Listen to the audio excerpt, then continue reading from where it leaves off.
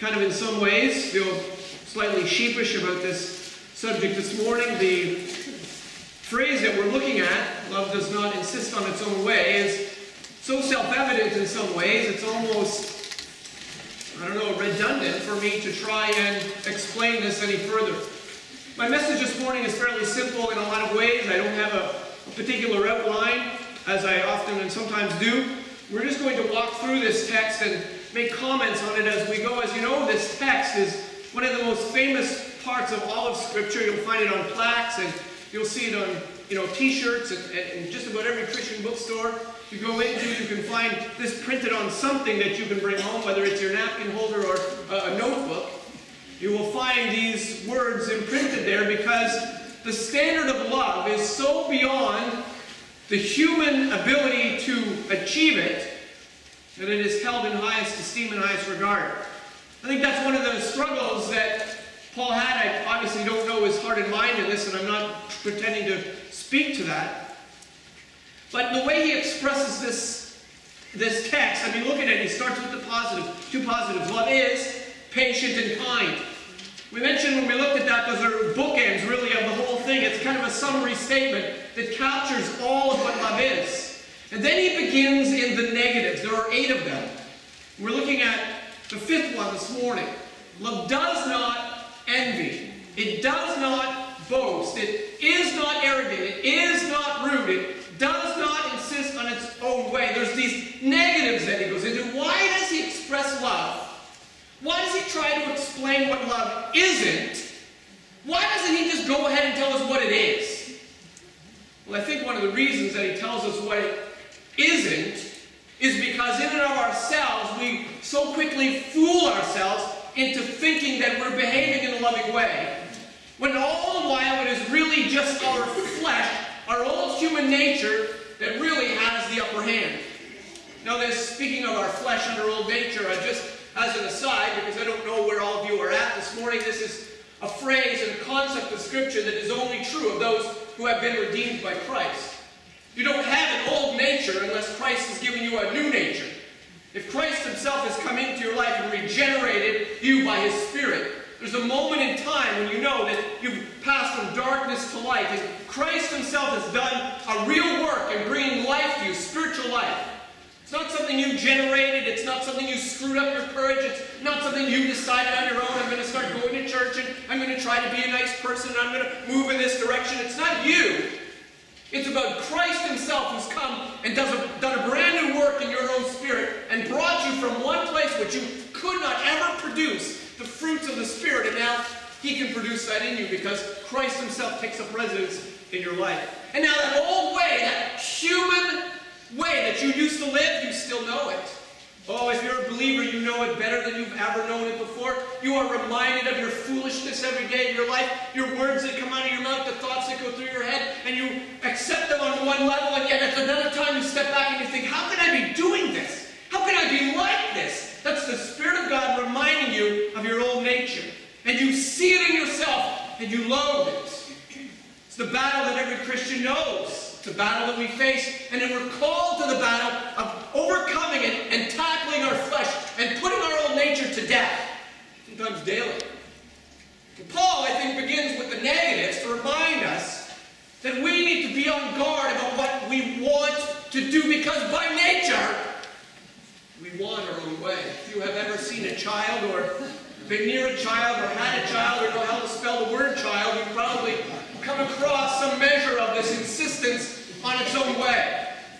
By nature, we know what it is to want what we want. If you don't think that's true, just find some daycare somewhere and look at some child in some corner or what's going on, and you will very quickly notice that if that child has that toy and I want that toy, well, I'm just going to walk over, pound you in the head with this bigger toy, grab that toy, come over here, and now I don't see a problem with this. I have what I wanted. And the child's thinking is entirely justified to themselves. I want that. This is what I'm going to do to get it. Now, interestingly enough, we see that in children.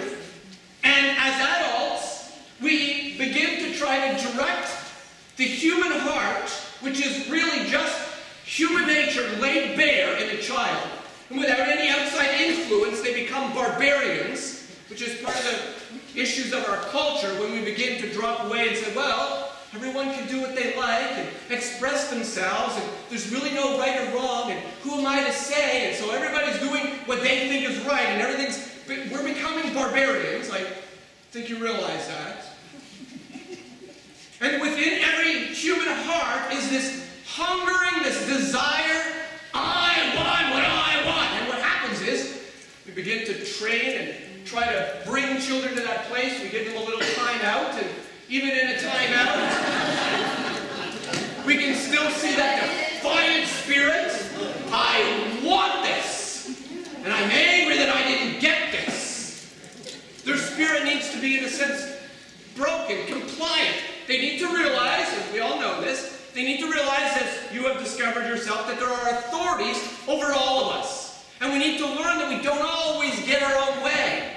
There are even rules to the game of tiddlywinks. There are rules everywhere you go. You cannot get your own way all the time, every place. In fact, if I'm not mistaken, I don't know if this is still a law, but I know it was a law at one point, that you're not allowed to smoke a cigarette on an escalator.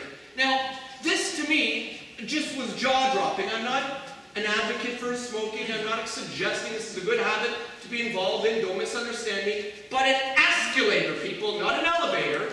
Could you please explain that one to me? You can be fine riding on some stairs that are moving with a cigarette in. How does that work? There are rules everywhere, and we need to learn to submit to them. There are authorities around us, and we need to learn that you don't just get your own way willy-willy everywhere you go, and you need to learn that. The problem is, we have a very hard time as adults really living that truth out, that I am not going to continue to insist on my own way. We learn to do it in rather polite ways, but you'll notice that this truth of the human heart, this hunger to insist on its own desires, Jesus even taps into it in his little phrase in Matthew 19, you shall love your neighbor, and then he reaches for an explanation. How high can I explain the love that you need for your neighbor? I know. It's the same love that you desire for yourself. You have a love within you that hungers to please you. Well, Jesus says take that love and reverse it, and that's the kind of love you should show out there to your neighbor. You know this kind of love, this self-love. And in some ways it's a good love. I mean, we don't throw ourselves off buildings by nature. We don't pull a syringe full of peanut butter and stuff it into our veins or some wacky thing. We don't do harm to ourselves intentionally. We do that, we behave in such a way because we have a self-love. We understand that principle. Well, I tell you what, sometimes this looking inward, it's out of hand. And our flesh always wants its own way. That's just the truth of who we are in our old selves. It's true of any unregenerate person. They're not interested in God's word, in God's truth, in God's way. I want what I want, and I would like it now, with the cherry on top. But love behaves entirely differently. Love, in fact, seeks to put to death its own self. Love, to stick with the negatives, to put it this way, does not manipulate. Love does not manipulate. See, we have within us a hunger, so much to want, so much to desire something, that sometimes, rather than act like a child, throw ourselves on the floor, kick and scream and pound, and act foolishly, we learn how to socially connive and how to get our own way. Some people can do this very well. Sometimes it's just angry words. Sometimes they just know what they want, and they will storm into the principal's office and they'll demand that their child should be allowed to pass so-and-so grade regardless of what they've done, and they will get angry and they will get upset. And you talk to anybody in authority, you will find that there are people who just walk in and with their angry words, and if you're a customer and you're in a department store, you just get a little heated up, and suddenly, lo and behold, A few dollars knocked off the price, or maybe it's free, or maybe something else happens for you. Why? Well, because you have found a way to get what you want. Now, I'm not talking necessarily about justice. That's a different subject in itself, and there's a time for angry words in a place of truth and justice and righteousness to rule and have the upper hand. I'm talking about manipulation. I'm talking about you knowing what you want, regardless of the circumstance, and just barging in using angry words. Sometimes we learn that we can manipulate and get our own way with just tears. Children learn this. They sometimes learn it all too well, and sometimes they realize that when they burst into tears, that suddenly the thing that was about to happen to them, oh no, he's upset, and oh, Hal, here's a candy, and oh, let's, calm the child down, and the child has learned this expression. And sometimes it comes into adulthood, and even adults will get emotional and realize that when my emotions rise, my husband, my wife, my whatever, suddenly I'm beginning to turn the tables in this argument. And suddenly I'm going to win, and I'm going to get what I want, and suddenly I'm the one who's in charge. Why? Because your human nature knows what it wants, and you will go after it. And you manipulate it. Sometimes you'll manipulate with guilt. If you have a Jewish mother, apparently this is a skill. I don't have that experience, but from what I've heard, maybe you don't even have to have a Jewish mother. Sometimes just a regular mother. Oh, I'll just be here whenever you come and visit. It's okay. You just come by anytime, and all it is just an opportunity to get what she wants and have an opportunity to lay a false guilt trip on your heart to manipulate, because she knows, I'm using that as an illustration, I'm not suggesting this is entirely a female phenomenon, please, but she knows what she wants, and she is going to manipulate your emotions with false guilt for the purpose of getting you to, okay, I guess I better go visit my mother on a Sunday afternoon, and now you don't want to, but she's happy. It's false guilt. It's manipulation. It is not how love responds to another person. It's human nature to want what you want and do whatever you have to do to get a hold of it. It does not manipulate with threats. I am your boss, I am your father, brought you into this world, I can take you out of it, whatever your threats might be. It doesn't try to change the scene and situation so that you don't look foolish or feel foolish. Love does not use threatening language to get what you want. That's not how love behaves. That is not a healthy response. And parents that find that threats are the only way to manipulate their children find that their children don't have a real affection for them because they're not being treated in love. They know it. They know it. Love does not manipulate. Further to that, it's not pushy. Maybe I'm saying the same thing in a different way. I don't know. But really, manipulation is kind of behind the scenes. I see it as a little bit more subtle and quiet, and then if it doesn't work, well, then we start to get a little more aggressive. Love does not just bark orders. Here's what I'm going to get you to do. Here's what I want you to know. Sit down right here. I'm going to do. Love is not pushy. Now, having said that, in regards to parenting, there's a place for authority. There's a place for authoritative voice. There's a place to make your point known. I'm not suggesting that. I'm talking about manipulating for the point of getting somebody to just do something your way for your purposes to your ends. Children are good at this one, asking repeatedly. Don't you love the whine? Don't you just love it when children, they learn that little, oh, but I want to. And then one syllable words suddenly become like 3 and 4 and 5 syllable words. Because you can drag them out and you can add, oh, come on. Please, come on. And it gets to the point where a parent sometimes repeatedly, now I don't know about you, but whining in my house never, ever, 100% of the time never worked. If it works in your house, you should do something about that. You're just being manipulated. But have you ever had somebody wear you down, fine, okay, fine, we'll do that. Get it, I want. Love does not ask to the point of being pushy.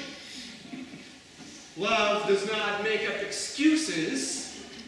You have a little discussion, and the pushier of the two of you will fail to uphold their end of the bargain. And suddenly you realize, oh, I thought you were going to take the garbage out, and I was going to do the recycling, and we were going to, and now neither one, and how come? And they say, oh, I don't remember us talking about that. Liar, liar, pants on fire. But it's just their way of basically saying, you should probably, why don't you just, I'm kind of busy, and just kind of slough off their responsibilities or kind of get out of what they were supposed to be doing because they didn't want to and make it your problem. Speaking of making it your problem, that's a famous one by pushy people. They turn the tables, start the argument, and then really try to turn it around so that ultimately, well, if you hadn't have said, and if you didn't bring, and if your mother-in-law wasn't really, ultimately, this is all your fault, and it's got nothing to do with me, and they spin the whole thing around. Why? Just because they want their own way. Man, what is wrong with the human spirit that we are so driven to be so self-centered and so selfish to want what we want, to claw and climb over dead bodies to get into the winner's circle and finally say, I got what I wanted. So often you get there and you discover there's no real satisfaction in your own spirit. In fact, you find yourself falling into this behavior and all the time behaving as if you just must have your own way. Well, love does not insist on its own way. Shortly put, it does not bully. It does not push. It does not manipulate. It does not put others down in their place so that you can get what you want. It does not connive and scheme. It does not demand attention. It does not demand applause. It does not demand consideration. Love does not care whether it is honored or noticed. It doesn't dwell in what life owes it. Love is selfless. It is by definition sacrificial. It is not introverted. It is extroverted. And love, by definition, denies what I want for the sake of everyone else. Love does not insist on its own way. It is our human nature to desire what we desire and to do whatever we have to do to get what I want. If that rules your heart, your flesh has the upper hand. But what happens when the Spirit of Christ rules in a believer? He produces the fruit of the Spirit, and the first fruit is love. And love does not insist on its own way. Just a quick example of this sacrificial kind of love. You might remember John 13. Yes, pardon me. No notes in front of me. John 13.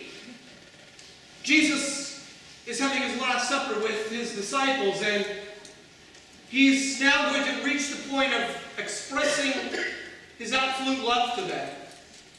He puts a towel around his waist and he gets down and he does an act that is really an act that is only left for the lowest of their society. It is an act that is an act done by servants and by slaves. So it happens that in Luke 22, we read that they had just been arguing.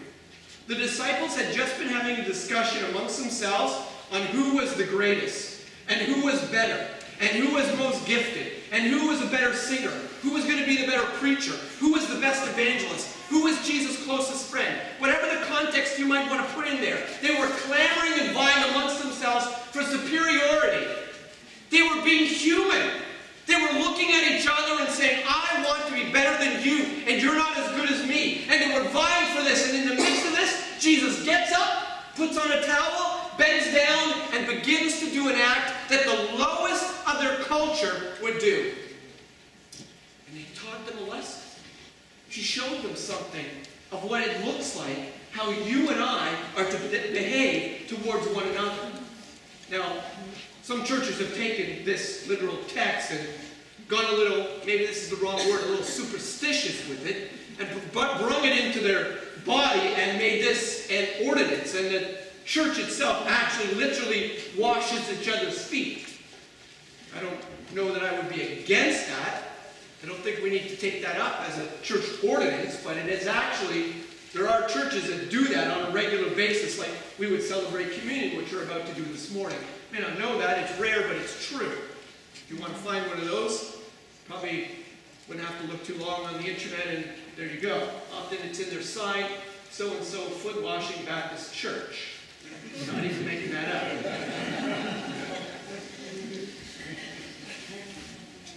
What was my point? I interrupted myself. Some people have taken this to a physical extreme, but the principle is what Jesus was trying to convey to us. The principle of the thing is what matters, because I can literally physically be washing your feet, physically, but in my spirit, I'm not showing any love to you.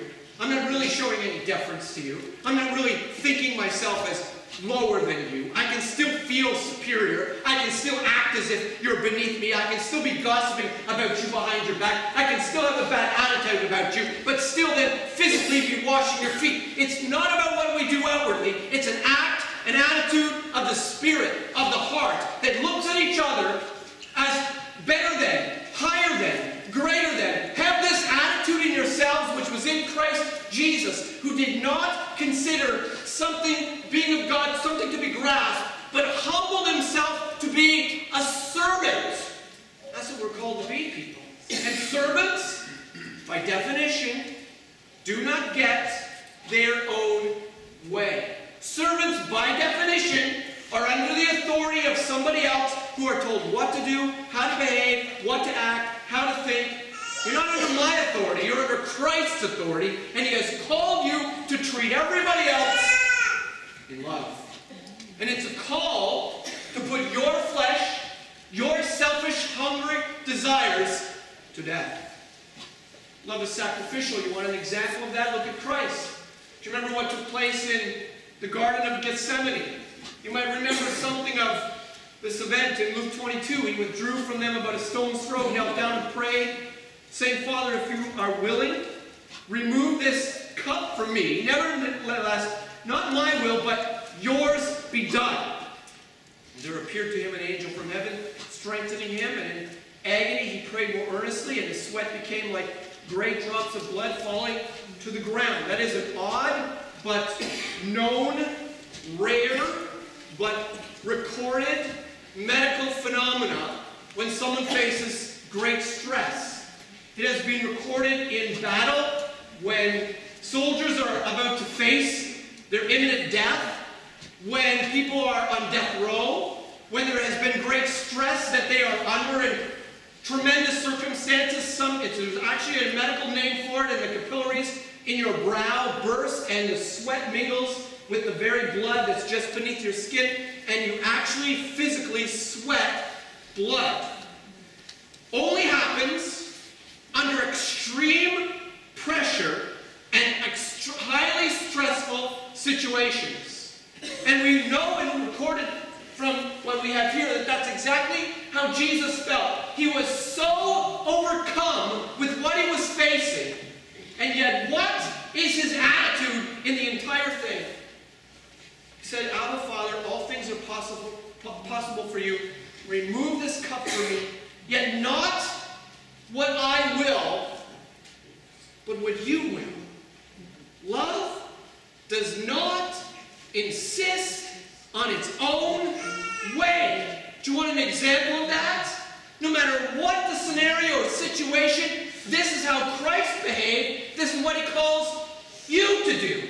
To treat each other in love. Not looking for what you can get out.